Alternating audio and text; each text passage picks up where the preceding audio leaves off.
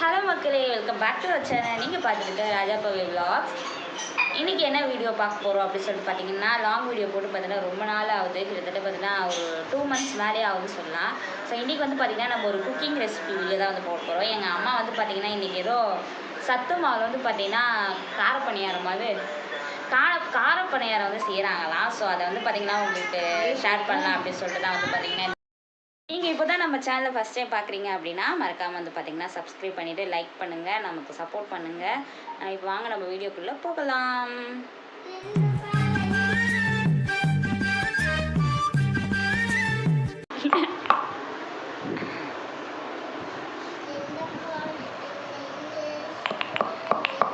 என்ன மம்மி பண்ணிகிட்டு இருக்கிறதுல?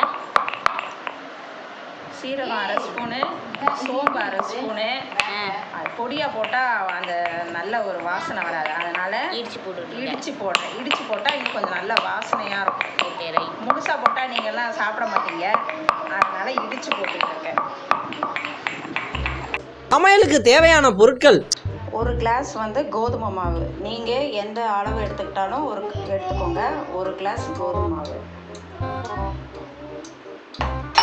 அப்புறம் 3/4 கிளாஸ் வந்து சத்து மாவு.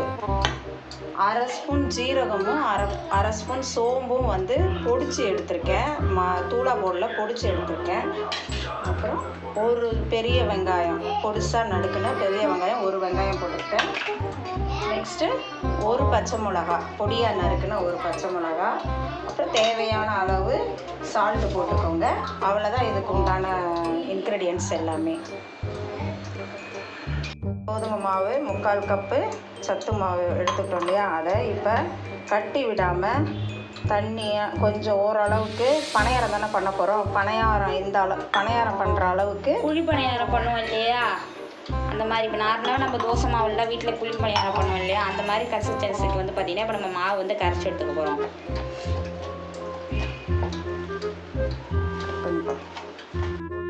இந்த மாதிரி கட்டிப்படாமல் கலக்கிக்கணும். கட்டிப்படாமல் நல்லா வந்து பார்த்திங்கன்னா அதை கலந்து எடுத்துக்கணுமா. தேவையான அளவு உப்பு. சத்து மாவுன்றதுனால ஆல்ரெடி கொஞ்சம் லைட்டாக ஸ்வீட் இருக்குது. அது வந்து பார்த்திங்கன்னா இந்த சத்து மாவு வந்து பார்த்திங்கன்னா நம்ம நார்மலாக கடையில் வாங்கின சத்து மாவு, இந்த கவர்மெண்ட்டில் கொடுப்பாங்கல்ல பால்வாடிலாம், அந்த சத்து மாவு எங்களுக்கு வந்து பார்த்தீங்கன்னா ரொம்ப பிடிக்கும். ஸோ அதனால் ஊர்லேருந்து நாங்கள் வாங்கிட்டு வந்து வச்சுக்குவோம். அங்கே ஊரில் பசங்க இருக்காங்க இல்லையா, அவங்களுக்கு கொடுப்பாங்க. குட்டி குட்டி குழந்தைங்கனால அவங்க வந்து சாப்பிட மாட்டாங்க. ஸோ அதனால் வந்து பார்த்திங்கன்னா நாங்கள் அதை வாங்கிட்டு வந்துடுவோம், கலந்து வாங்கிட்டு வந்துடுவோம். வெங்காயம். இப்போ வெங்காயம் கடையில் கொடுக்குற அந்த சத்து மாவோட இந்த சத்து மாவு வந்து பார்த்தீங்கன்னா ரொம்ப டேஸ்ட்டாக இருக்குது. ஸோ அதனால் நாங்கள் இதுவே வந்து தினமும் குடிக்கிறது. நம்ம பச்சை மிளகா கொடுக்குறது. பச்சை மிளகாய் இப்போ ஆட் பண்ணியிருக்காங்க. சோம்பு, பெருஞ்சீரகம்,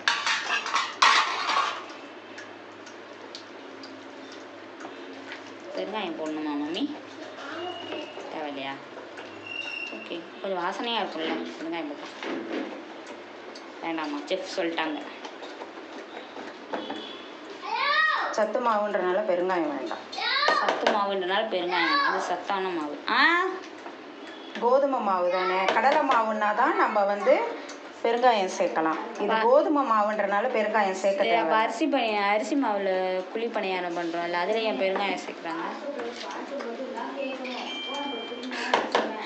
அரிசி சத்து மாவுன்றதுனால தான் நாங்கள் பெருங்காயம் சேர்க்கல. சரி, அது விடு மம்மியே. பிலிக்ஸ் தேவையில்லாத வேலை பார்த்துக்கிருக்க. பிலிக்ஸ் போயிடாமா. அரிசி மாவு நம்ம நார்மலாக நம்ம அது பெருங்காயம் சேர்க்க மாட்டாங்க, ஆப்பசோட மாவு தான் சேர்ப்பாங்க. அப்போ எங்களுக்கு ஏன் நீ பெருங்காயம் சேர்க்க சொல்லி கொடுத்துருக்க? நான் எங்கடா? நீ தான் சொல்லி கொடுத்துருக்க. இல்லையடா, நான் எங்கடா சேர்த்து? ஆயா சேர்ப்பாங்கல்ல. என்ன சேர்ப்பாங்க? நம்ம நார்மலாக நம்ம இப்போ இட்லி மாவில் குழி பணியாரம் செய்கிறாங்க, அவங்க எங்க பெருங்காயம் சேர்ப்பாங்க? பெருங்காயம் சேர்க்க மாட்டாங்க. சரி விடு, அப்புறமேட்டு ஆயாகிட்ட கேட்குறேன். பார்த்தீங்கன்னா நம்ம கருவேப்பிலை வந்து பார்த்தீங்கன்னா போட மறந்துட்டோம். ஸோ அதனால் கருவேப்பிலையும் கொஞ்சம் நீங்கள் ஆட் பண்ணிக்கோங்க.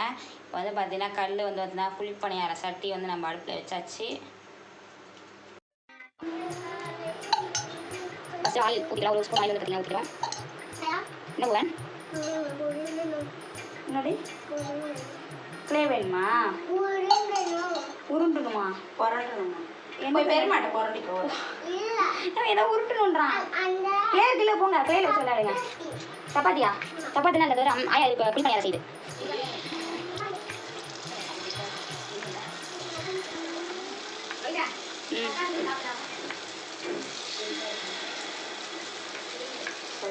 அம்மா ஒரு பேட்டி விட்டுதான்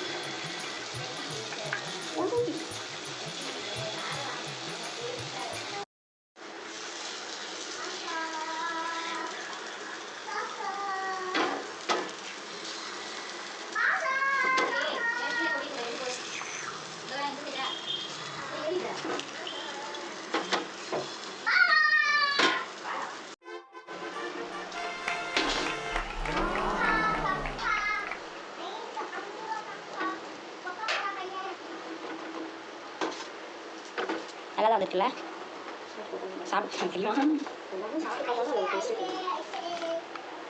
பார்க்கும்போது நல்லா இருக்கு.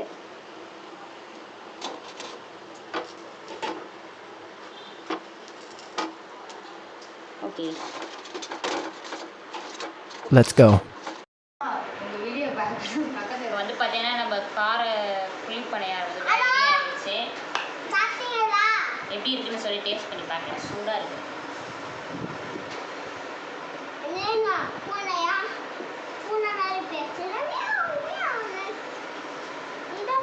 பேசுகிறேன் சூடாக இருக்கே. என்ன எப்படி என்ன விடணுமா? நல்லா இருக்கு. ஏய் நிஜமாக தான் வேணும். எப்படி இருக்கு பாரு. ஹாப்பி பாரா மாதிரி வந்து பார்த்தீங்கன்னா இந்த வீடியோ இதோட வந்து பார்த்தீங்கன்னா நம்ம முடிச்சுக்கலாம். ஸோ ஆல்ரெடி வந்து ரொம்ப லென்த்தியாக போயிடுச்சு. இந்த வீடியோ உங்களுக்கு பிடிச்சிருக்குன்னு நினைக்கிறேன். மறக்காமல் லைக் பண்ணிட்டு கமெண்ட் பண்ணிட்டு ஷேர் பண்ணுங்கள். அது மட்டும் இல்லாமல் நம்ம சொன்னால மசாலா அதையும் வந்து பார்த்தீங்கன்னா ஒரு டைம் வந்து பண்ண ட்ரை பண்ணுங்கள். வேறு ஒரு சூப்பரான வீடியோவில் உங்களை மீட் பண்ணுறேன். டாடா பாய் சொல்லுவேன். பாய்.